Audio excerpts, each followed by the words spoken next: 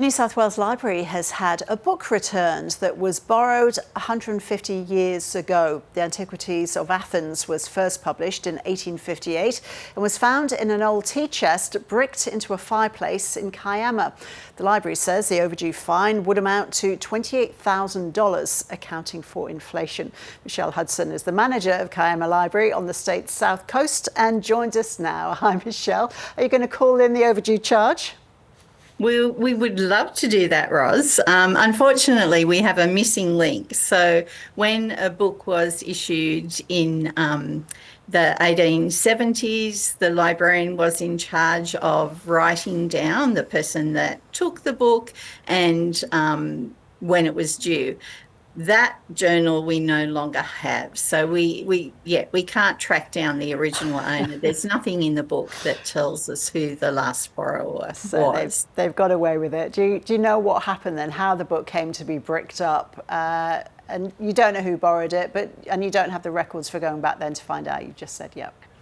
Yeah, so I was working just Saturday past and a gentleman approached me with this lovely old book in his hands, and I was looking at it wondering what he was going to tell me, but he has been doing some renovations to that property, and the story was that he found it in a tea chest amongst other books, and that when he flicked through it, he found that it had our Kiama Library ownership stamp in it, and it also has a wonderful bookplate with the rules of the library at that stage as well.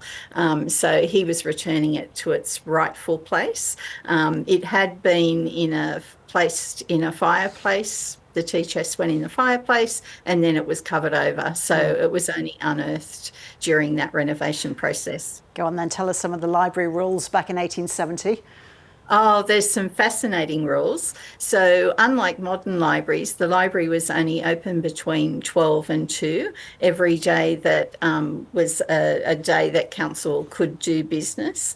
You could only borrow one book at a time unless you could prove that there were other members in the family that were able to read. And in that case, it was left up to the librarian's discretion. She or he could actually issue 3 books to the family. So where libraries welcome everyone, we don't need proof that you can read nowadays to come into the library. That was the requirement at that stage. Also, books were unable to be issued to anyone that was intoxicated. And it looks in pretty good condition. You have it there, Michelle. It's been out of sight for, 150 years? Yeah. It looks pretty good. And what's it like? It's a history book, is it?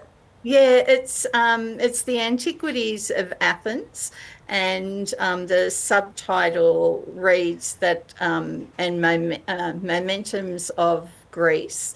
So it has some beautiful plates in there as well, featuring architecture of that period. There's some fold-out information that accommodates larger drawings. There is quite a bit of water damage to the book. As you can imagine, being in a fireplace for a long period of time was not the most ideal conditions.